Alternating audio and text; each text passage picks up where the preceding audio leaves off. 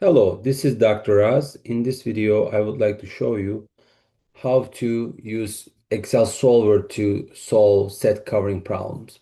First, I logged into our Syracuse Blackboard page, and here you should be able to download 10.2 set covering problem security camera data.xlsx, three dots, download original file. And then you can just click on that file to open it up. And once you open it, you can just click on enable editing. And now I can start building the model. So here we have 15 different potential camera locations. And in the stadium, we have 20 different areas that we would like to cover by at least one camera. Let's get started. The first step is to define the objective function. The objective of this model is to minimize number of cameras because each camera will cost us money.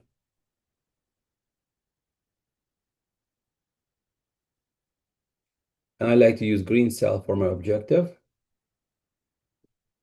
The second step is to defining decision variables. In this example, we have 0, 1 binary decision variables for 15 different locations. So what I can do is just copy this, Control C, Control V, and then I can ask here a question where open or not. And these are my decision variables, yellow cells. Perfect. And third component will be the constraints. So the constraints will have left-hand side values versus right-hand side values.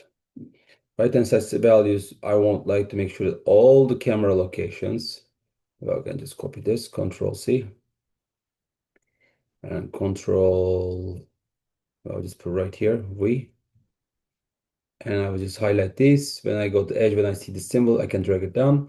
So I want to make sure that all these locations are covered by at least one camera. So I type 1 for right-hand side and drag it all the way for this 20 different locations. Okay, so let's keep all the fonts consistent. Select the entire worksheet, click on top left corner. Under Home tab, what I will do is, let's say I would like to use Times New Roman, and 10 is fine. Okay, perfect. And I can click on top left corner again between any of those letters, double click to adjust the width, and between any of those rows, double click to adjust the height. Perfect. So now what I would like to do is at least by one camera. So it has to be greater than or equal to 1. Drag it.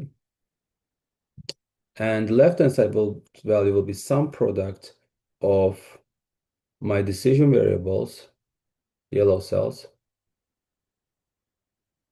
15 of them, comma, the corresponding column for the first stadium area. Okay. And to test this, for example, if I plug in here 1, that means that the camera location 2 is open, and that means that area 1 is covered because you see the camera location 2 can cover the area 1. Camera location 2 can cover the area 1. As you can see, that's correct. Drag it. To be able to drag it though, you need to lock the decision variable because I would like to use this array again and again. Double click on it. So decision variables right here. Function F4. Some computers just F4 just to lock the decision variables array. Right down corner, black cross, drag it. So you can see that, for example, area 3 and 4 and 5 also are covered. Is that right? Let's see. 3, 4, 5, yes. And also, if you want to color code this, you can highlight this area. And under Home tab, you should be able to see conditional formatting. And then here I can choose color scales and the first one. In this case, all the covered areas are 1, green, and zeros are red. So now I can define my objective, which will be sum of all my yellow cells. I'm trying to minimize number of those. And now I can solve this problem. Data, solver, objective is green cell. I'm trying to minimize that. And my decision variables are the yellow cells. And my constraints, these 20 values must be greater than or equal to these 20 values. And then click OK. linear programming. And also these values are binary, so they should be 0, 1. So I add another constraint. I highlight these yellow values and make sure I choose binary here. Click OK. And then solve the problem. And then you should get a message like this and click OK. Now you can see that the minimum number of cameras we need is 3, and that can be number 4, 6, and 9. I know there are alternative solutions to the problem, so we may have more than one correct answer. And you can see these constraints are all satisfied. So again, I like to use red cell for my constraints. So that's it for this video. Until next video, enjoy business analytics.